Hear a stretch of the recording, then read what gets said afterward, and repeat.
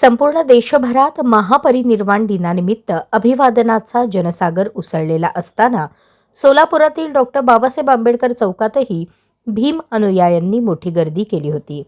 सामाजिक आपुलकी आणि मानवतावादी संदेश जपत आयोजित केलेल्या रक्तदान शिबिरामुळे परिसरात उत्साहाचे वातावरण निर्माण झाले.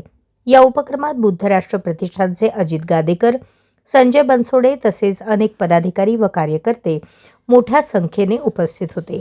रक्तदान शिबिराला मिळालेल्या उत्स्फूर्त प्रतिसादातून डॉक्टर बाबासाहेब आंबेडकरांच्या आदर्श मानवतेचा संदेश आणि समाजसेवेच्या मूल्यांना दिलेली जनतेची खरी आदरांजली स्पष्टपणे दिसून आली.